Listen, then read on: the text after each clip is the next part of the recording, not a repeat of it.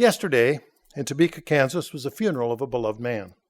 Several of us from here in northwest Arkansas got to know Paul Orbaum as he attended the Feast of Tabernacles as we did with him and his wife just 2 months ago, as we were in Estonia, Eastern Europe. Paul was always gracious, and he was kind throughout the feast. Now, during one of our feast meals, his wife mentioned that her husband Paul was the nicest man she has ever known. They raised 5 children, 3 girls and 2 boys. But 2 weeks ago, Paul fell ill and went to the hospital, thinking he was stricken with pneumonia. Ultimately and unfortunately, Paul was suffering from an aggressive form of cancer that would take his life within days. It was Thursday evening this week. We went to the funeral in Topeka, Kansas. The receiving line for the viewing at the funeral home extended outside of the building. And then at the funeral on Friday morning, it was standing room only. Paul was a high school teacher. His superintendent wrote a glowing commentary in his obituary that was online. The superintendent of this huge public school in the capital city of the state of Kansas took special efforts to exclaim that Paul was everything a Christian could hope to be. The funeral service on Friday, again, was standing room only. I counted about 160 people in the room in the main hall of the funeral home. Others were standing along the walls and in the foyer. And during the funeral service, several of Paul's children spoke fondly and at length about their father. Paul's brother then and sister got up and they reiterated just how nice of a man he was. The school principal spoke of his outstanding qualities, and one of his students, who had graduated 40 years ago, spoke of Paul's patience and gentle nature. As we walked away from that funeral service, a number of us wondered how we could ever measure up to the Christian example that was set by Paul Orbaum. We felt as though we all had so much more to do to be considered to be such an acceptable or likable person. Well, I happened to come across an article in Forbes magazine that explored the reasons why some people are particularly likable. The article is entitled 13 Habits of Exceptionally Likable People by Travis Bradberry. I want to go over some of those things and help reveal as to why our friend Paul Orbaum, why people liked him, loved his Christian example, but didn't agree with his doctrines, but just loved who he was and what he did. So I want to go in reverse order here, because there was a University of California of Los Angeles study where they took 500 adjectives or descriptions based on their significance to likability. And they did a survey and they rated the top-rated adjectives didn't have anything to do with being gregarious or intelligent or attractive, things that you may be born with. Instead, the top adjectives were sincerity, transparency, the capacity for understanding another person. We would call that empathy. And these adjectives describe people who are skilled in the social side of what we call emotional intelligence.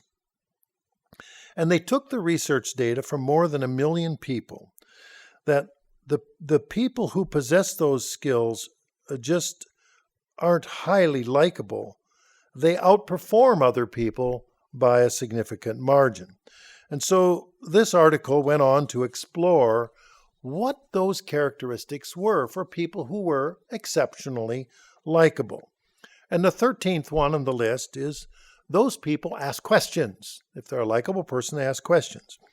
And often it seems that the biggest mistake that people make is that when it comes to listening, they're so focused on what they're going to say next that they miss what the other person is, or the first person is saying. And so they miss some of what's said. And the words come through loud and clear, but then the meaning is lost. And of course, the article writer said a simple way to avoid this is to ask a lot of questions, and the likable people do. That means that people are listening to you if you're asking questions, or they know that you're listening to them. And from that, people gain respect and appreciation just by simply asking questions. We're instructed in the Bible to ask questions, to seek knowledge, to seek truth. In Luke 11:9, we read Christ's words, "So I say to you, ask, and it will be given to you. Seek, and you will find. Knock, and it will be open to you." And we go to the next verse, Luke 11:10.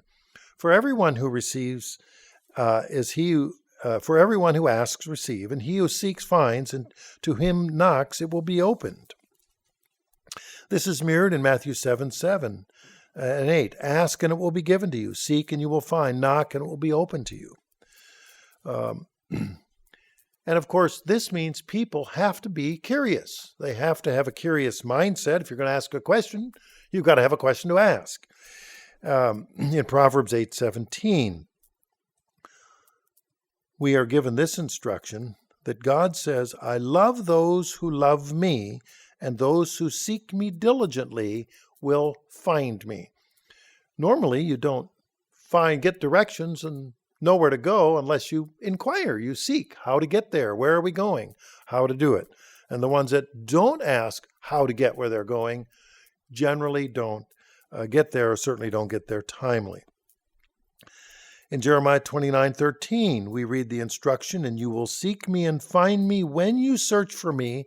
And then there's these few words on the end of that says, "with all my heart."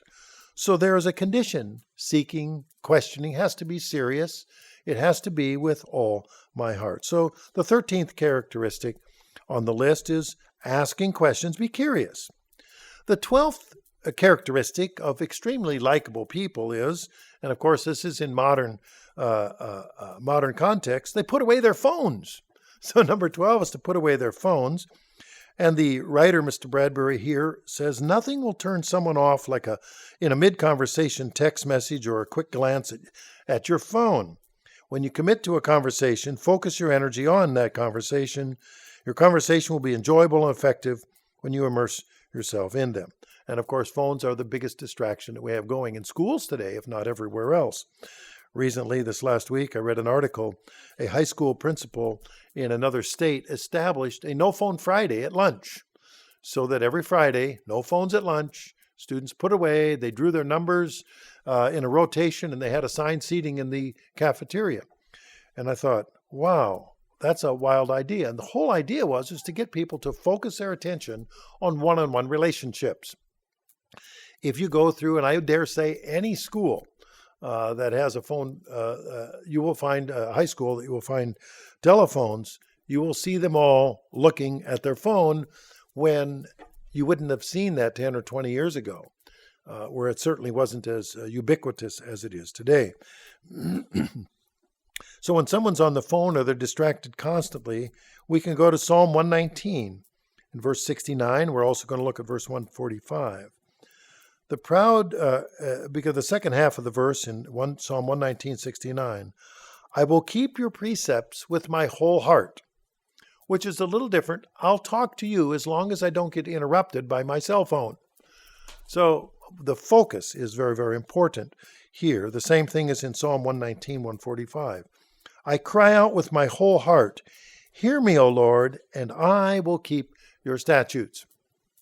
So this whole idea of focusing on other people is absolutely critical if you expect to be likable.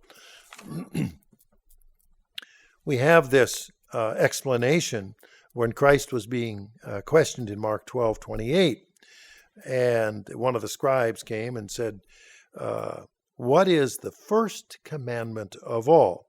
And in Mark 12:29, Jesus answered, the first of all the commandments is, hear, O Israel, the Lord our God, the Lord is one, and you shall love the Lord your God with all your heart, all your soul, all your mind, with all your strength. This is the first commandment. Focusing our love where it belongs. We're not distracted by other things. And that's true in our relationship with God, because we have to ask our question. You might want to put a title to this message is, how likable are we to God? Comparing it to other people, well, how likable are we to other people? How likable are we to God? So point 12 was just to focus our attention by putting away our phones. Point 11, and we're working our way down to 1. Point 11 is Extremely likable people are genuine. By being genuine and honest is essential to being likable. No one likes a fake. People gravitate to those who are genuine because they can trust them. It's difficult to like someone that you don't know who they really are and how they really feel. Likable people know who they are. They're confident enough to be comfortable in their own skin. By concentrating on what drives you, makes you happy as an individual, you become a much more interesting person than if you attempt to win people over by making choices that you think will impress them or make them like you. We noticed that when Mr. Jones spoke here several weeks ago about being genuine. We could feel that. We could see that when he was speaking with us. We turn to Psalm 34, verses 12 through 14. In this genuineness, and how do you demonstrate genuineness? Who is the man who desires life and loves many days that he may see good? Keep your tongue from evil and your lips from speaking deceit. Now, the King James Version says guile. Keep from speaking guile. You want people to trust you. And so that's one way to encourage that trust. In Psalm 32:2, we also hear, in fact, we have a song like that, one of our hymns. Blessed is the man whom the Lord does not impute iniquity or sin, and in whose spirit there is no deceit. Again, King James would say there is no guile. And that's pretty important, to be genuine without guile. If we look at the end of time, when the judgment comes, we read in Revelation 14:5, and we read about the characteristics of the people that God is bringing into the kingdom of God. And there is a description going on in Revelation, be 14, 5 through and verse and the running up to it. And in their mouth was found no deceit or guile before the throne of God. So, number 11, likable people are genuine. They don't have guile. Characteristic number 10 is likable people don't pass judgment. Well, I'm going to reword that one slightly. Extremely likable people are not quick to condemn, because we have this word judgment is overused in society these days. So the writer writes, if you want to be likable, be open-minded. Means be approachable and interesting to others. No one wants to have a conversation with someone who's already formed an opinion and is not willing to listen. And I'm sure we've all had those conversations with people, with those who have already made their mind up no matter what subject you have, and are quite willing to share that they are not interested in what you have to say. In Proverbs 14:29, he who is slow to wrath has great understanding, but he who is impulsive exalts folly. So if we're not quick to condemn, we're careful, we're patient. And again, in Proverbs, we're close by in Proverbs 15 and verse 1, a soft answer turns away wrath, but a harsh word stirs up anger. So being patient, being careful, not being quick to condemn, being thoughtful ahead of time, makes a person more likable, and that is what God is looking for, are these characteristics that he's written in his handbook for us. In James 1:19, you probably already said this over in your mind, when James writes, Beloved brethren, let every man be swift to hear, slow to speak, and slow to wrath. And there are times when I wish that I would have been a little slower from time to time before making a decision. So a summary of number 10 is don't be quick to condemn. Do not be quick to condemn. Number 9, extremely likable people. They don't seek attention. We might say, with regard to God, we exhibit humility. God is going to like someone who is not continually self-seeking. On this study that Forbes mentions, there are people, most people are averse to those who are desperate for attention. You don't need to develop a big extroverted personality to be likable. Simply being friendly and considerate is all you need to win people over. When you speak in friendly, confident, and concise manner, You'll notice people are much more attentive and persuadable than if you try to show them you're important. People catch on to your attitude quickly and are more attracted to the right attitude. When you're being given attention is when you're being recognized for an accomplishment. And then the likable people shift their focus to all the people that worked hard to help you get there. And that also goes back to the genuineness discussion. Let's turn to Matthew 6:1.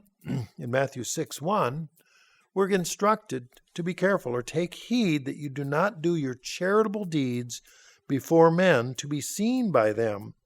Otherwise, you have no reward from your Father in heaven. If you're doing it merely because you want to be seen, that's an attention seeking. And you have your reward. That is your reward. Don't expect a reward for God to give you points for that. In James 4, verse 10, we are to humble ourselves in the sight of the Lord, and he will lift you up. The third instruction under that one we read in Proverbs 27:2, and I am flooding you with a number of verses here, but they seem to fit so well with some of these instructions on how to be exceptionally likable. In Proverbs 27:2, let another man praise you and not your own mouth. A stranger, meaning to praise, and not your own lips. So if we look at number 9, extremely likable people don't seek attention. They are humble, and when attention comes to them, they will include others that help them to get whatever accomplishment that they've reached. The eighth characteristic, and extremely likable people are consistent. As the article writes, there's few things that make you more unlikable than when you're all over the place. When people approach you, they like to know who they're dealing with and what sort of response they can expect.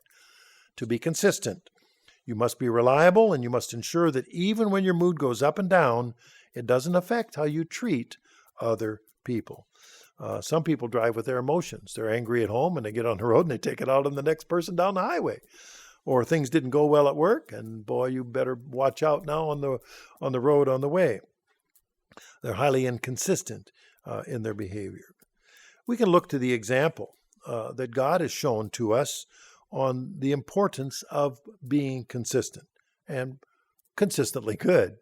In Psalm 33, verse 11, the counsel of the Lord stands forever, the wisdom of God, the plans of his heart to all generations. So God is consistent over time. It's not just us. God was consistent to our parents, our grandparents, as well as to our children and grandchildren. The verse you're thinking of is Hebrews 13:8, that Jesus Christ is the same yesterday, today, and forever. Do not be carried about with various and strange doctrines. Don't be blown about. So be consistent, know the truth, and be consistent. In Ephesians 4:14, we should no longer be children tossed to and fro and carried about with every wind of doctrine by trickery of men in the cunning craftiness of deceitful planning. So it's important to know the truth and then be consistent with that truth. So a summary of number 8 is the exceptionally likable people are consistent. For the application for us is to model our behavior after Christ, who is the same yesterday, today, and forever. Characteristic number 7, extremely likable people use positive body language.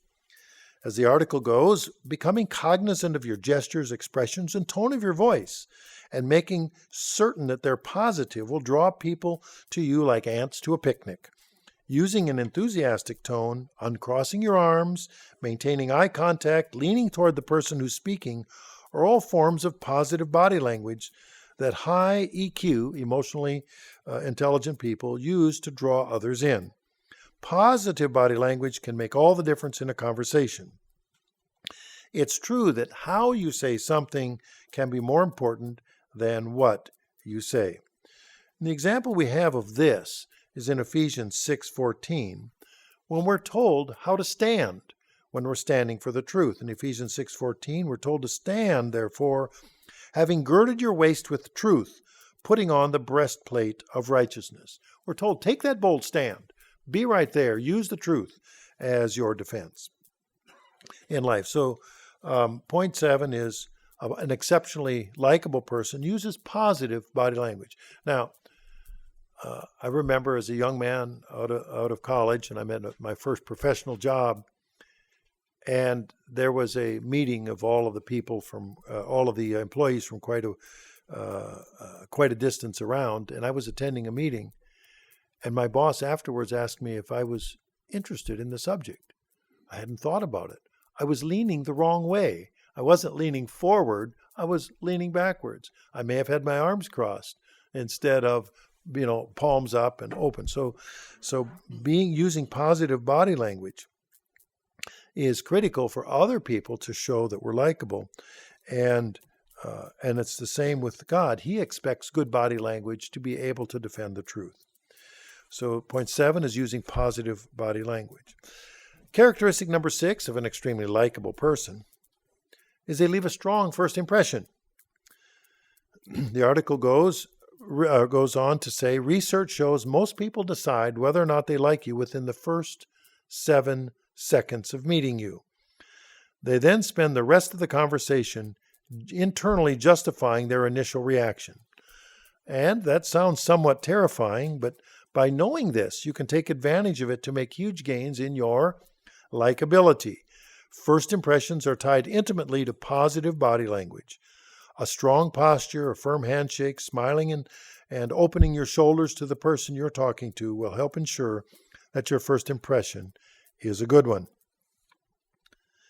We want to be seen as thoughtful and wise. If we turn to Ephesians 5:15, we're instructed, as Paul wrote to those in Ephesus, see that you walk circumspectly, not as fools, but as wise, redeeming the time because the days are evil.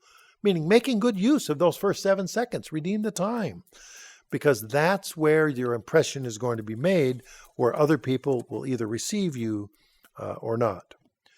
And there's one other verse that's critical here in 1 Thessalonians 5:22, and I'm going to read this in the modern English version, the MEV, because this is the way I constantly think of this one. In 1 Thessalonians 5:22, abstain from all appearances of evil. Now, when I was a young man, I was in college, and I went to a Baptist college, which had a strict no drinking policy. But it was my first time away from home, and I was curious. I'd never been in a liquor store before. And there was one just 2 or 3 blocks away from campus. So I'm just going to go look and see what it looks like. And I did. And wow, this was interesting. I'd just never been to one before. And who do you suppose was in the checkout line? Was the campus pastor's son buying a purchase of stuff. I wasn't buying anything. I was there out of curiosity. And I thought, oh no, I'm in trouble now. And then I thought, hey, wait a minute. He can't rat me out because then he would say he's there.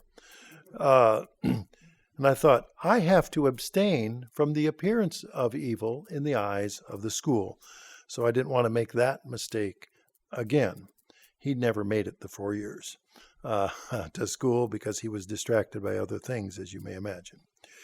So number 6 is leaving a strong first impression or avoiding the appearance of evil, walking circumspectly, making those decisions on the first impression. Characteristic number 5, greet people by name. If you want to be extremely likable, then greet them by name. As the Mr. Bradberry in the article goes on to say, your name is an essential part of your identity. And it feels terrific when other people use it. Likable people make certain they use other people's names every time they see them. You shouldn't use someone's name only when you greet them. Research shows that people feel validated when the person they're speaking with refers to them by name during a conversation. If you're great with faces but have trouble with names, have some fun with it and make remembering people's names a brain exercise. When you meet someone, don't be afraid to ask her name a second time if you forget it right after you hear it. You'll need to keep the name handy if you're going to remember it the next time you see the person. Now, I know that electrical memory is can last 5 seconds to a minute or two, But if you repeat the name, then it goes into chemical memory and you can recall it later. And of course, as a teacher, I have, over the years, I've had thousands of students. And I get 150 of them each year, and usually some semester classes I rotate, and I get a new half of them, another 70 or 75, which will be coming up next week in January. And I've got to learn all these names, and to use them every day. And I assure them, on the first day of the school year in the fall, I say, rest assured that I will learn all of your names by Thanksgiving. And everything is quiet for a moment. And I have students that are freshmen, and then I have students later, several years later, in different classes that are juniors and seniors. And an upperclassman who had me before, I could hear whispered a little bit too loudly and said, "He's not kidding." It was a challenge to remember their names. So I have them put the name placards out on their desk in front, make a triangle piece of paper, put it out there. And they said, "What do we have to do that for? Because you've got a seating arrangement you have." And I said, "Because if I call you by name, you will feel good, I will feel good, and everybody else will learn your name as well. But if I forget, we're all going to feel bad. And what if I have a sudden Alzheimer's attack and I can't remember your name?" I said, "By having your little placard out there, nobody will know the difference, and I will just smooth right on over it, and I will call you by name, everything will be fine." "Oh, okay." And so I have them, and they have their little name placards every day, because I know it's critical and it's important for people to feel positive. When we go to the feast, we normally have our little name placards on for this very reason, that we want to learn the names of the people, and other people can know who we are as well.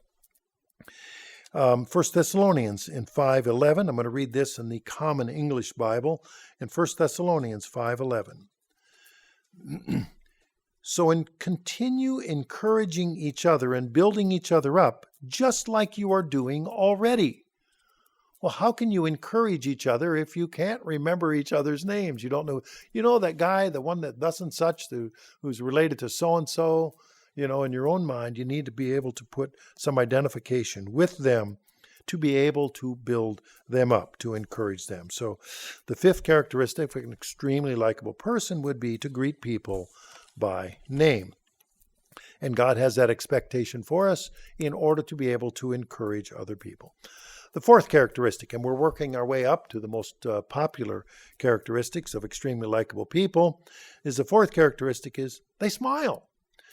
The author writes, "People naturally and unconsciously mirror the body language of the person they're talking to. If you want people to like you, smile at them during a conversation, and they will unconsciously return the favor and feel good as a result." My father tells of a time when in the hometown at the local hotel had an upstairs, the second floor were professional offices. There was a doctor and a lawyer and an accountant. And they shared the second floor of the hotel, and then the residents all had the upper floors, or the people that went to the hotel. And so one day, the hoteler downstairs and the accountant and the lawyer got together, and they said, "Let's play a trick on the doctor." So when the doctor walked into the office this morning, the hotel owner said, "Are you feeling okay today, Doc?" He said, "Oh, sure, I'm fine." And he went upstairs, went to work, and the lawyer said, "Hey, Doc, you're not looking so good. Are you feeling all right?" Doc said, well, yeah, I am." A little while later, the accountant passed by and says, "Ooh, Doc, are you all right today?" Well, he started to worry and get nervous, and he went home by noon because he was so anxious that if everybody thought he was feeling bad, he was mirroring their expectations of him. What are our expectations of other people? If we smile, we're going to bring them up. In Proverbs 15:30, and this is in the New English translation, the NET Bible, in Proverbs 15:30 we read, "A bright look brings joy to the heart, and good news gives health to the body." Who doesn't like that? Who doesn't like joy to the heart and good news, health to the body? What a smile will bring. We're in Proverbs. Let's go to Proverbs 17, verse 22. And I'm going to go to the Good News translation for this one. In Proverbs 17:22, be cheerful. Being cheerful keeps you healthy. It is slow death to be gloomy all the time. So this idea of smiling, it can be contagious and helpful, not just for yourself, but for other people. And the third verse here on this one, in Proverbs 16:20, he who heeds the word wisely will find good, and whoever trusts in the Lord, happy is he. So being smiling is very, very important. I got a short email message from a teacher who had moved away to teach at another school, and sent a message through here a few days ago that said, what I miss about the old school is when I ask how you're doing, every day you say, every day is a good day. And was reminding, and I try to remind people that every day was a good day, and they didn't think about it that way. Well, how do you do that? Well, the best way is, of course, to smile, to give them something uplifting to smile about. The third characteristic of an extremely likable person is, according to the article, they know when to open up. Be careful to avoid sharing personal problems and confessions too quickly, as this will get you labeled a complainer. Likable people let the other person guide when it's the right time for them to open up. Now, of course, and I've heard this over and over again, people will quote James 5:16, confess your trespasses or faults to one another, and pray for one another that you may be healed. And they say, therefore, we're just going to plop it all out there. They're going to tell it like it is. No filter. This is how I feel, and you're going to know about it real quick, like sort of like Rodney Dangerfield, the comedian, said he got no respect when he was little. They told him he was dumb and ugly, and his mother dressed him funny. Well, that's maybe somebody felt that way about it. Probably not the best idea to share that with someone. I know the late Zig Ziglar, a motivational speaker and writer, explained it this way. If you have a goal to go up, to increase your success, to increase your position in life, you would share that with those who would support that. And if you have a go down goal that you want to give up something, you would share it with everyone so they can all be your policemen and all make sure that do things that you want to give up. I thought that was interesting. Only give the go up goals, the ones that you personally want to. You only share that with people that can help you do so. Would you give your go up goal to your arch competitor and say, I'm going to be number one in this area of the world or in this area of the business? That wouldn't necessarily draw you to them. My dad, and this point here about knowing when to open up, I remember a quote from my dad, and I'm sure he got it from somebody, but he said, so-and-so missed a perfect opportunity to keep his mouth shut.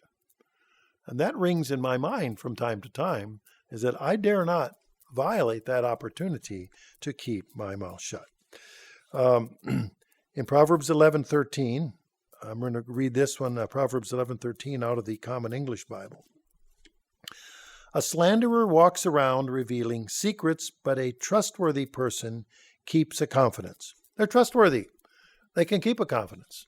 If it's indeed confidential, then they know that you can trust them. So point number 3, they know when to open up, a likable person, and when to keep a confidence. Point number 2, the characteristic of extremely likable people, they know who to touch, and then they touch them. Well, the article author notes that when you touch someone during a conversation, you release oxytocin in the brain. That's a hormone, a neurotransmitter that makes their brain associate you with trust and a slew of other positive feelings. A simple touch on the shoulder, a hug, or a friendly handshake is all it takes to release that oxytocin. Of course, you have to touch the right person in the right way to release that oxytocin, as unwanted or inappropriate touching has the opposite effect. they'll shrink away from you. Remember, relationships are built not just from words, but also from general feelings about each other. Touching someone appropriately is a great way to show you care. And of course, we demonstrate that when we see each other with a welcome hug or a goodbye hug, or communicate that by touch. Jesus Christ set that example. And in his case, many of the touches were healing touches that people were desperate about. And now we see that just even among us, it's a healing touch, just to be able to have the touch. And I remember this was 25 years ago at the feast. There was a sermon about a particular tribe in Africa that did not have, in fact, it was touching was really taboo. They didn't show a lot of encouragement or care for the children. There was a high death rate among children who desperately needed that sense of touch for relationship development. Jesus Christ, if we look in Matthew 8 and verses 1 through 3, when Jesus was coming down from the mountain, great multitudes followed him. And behold, a leper came and worshipped him, saying, Lord, if you are willing, you can make me clean. Now, leprosy is a death sentence, but it's very incremental. It's slow at a time, depending on what type of leprosy that it is. And from what I've read, you can lose fingers, toes, little pieces at a time, or come rotting off. And it's a horrible way to go when you die incrementally. And so this leper was desperate and coming before Christ. In verse 3, in Matthew 8, verse 3, then Jesus put out his hand and touched him, saying, I am willing, be cleansed. And suddenly his leprosy was cleansed.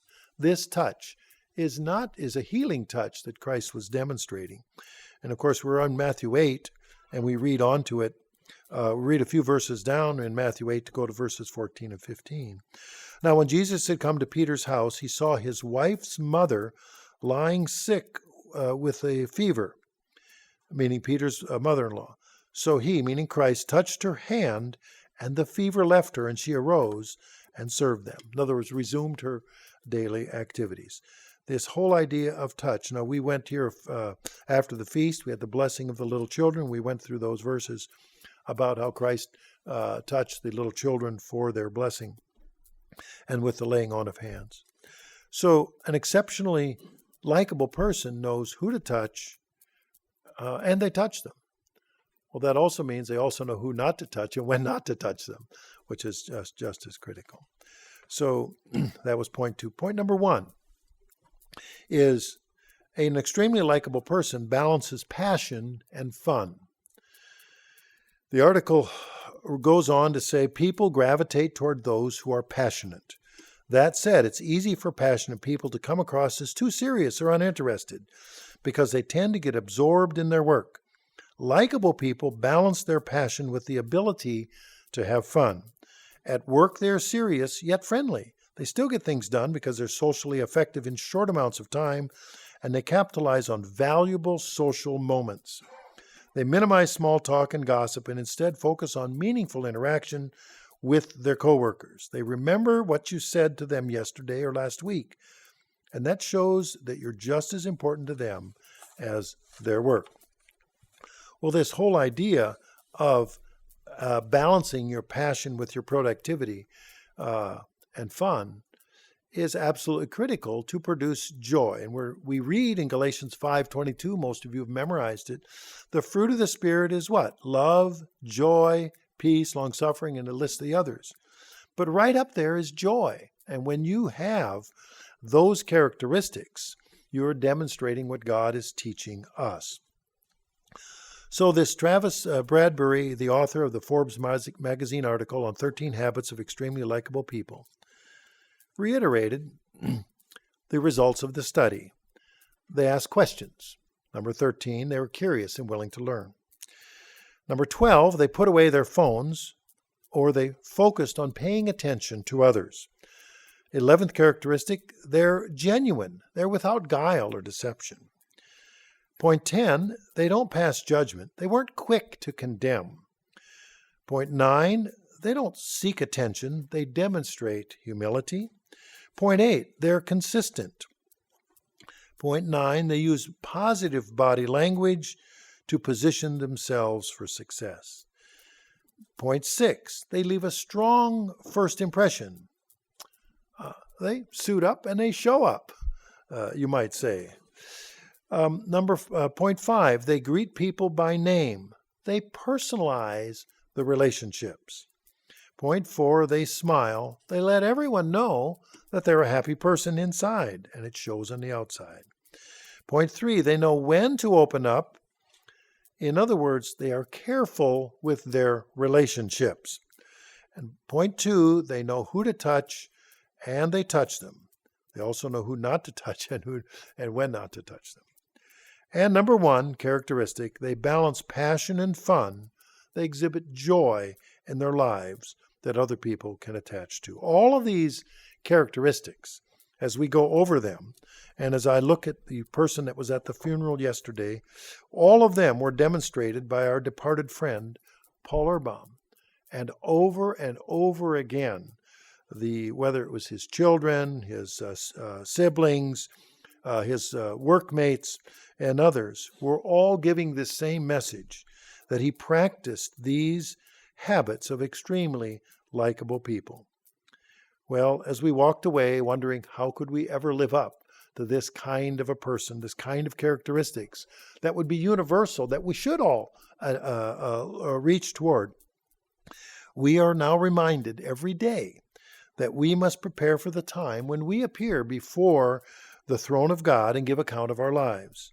So let's ask ourselves that question: how likable are we to God?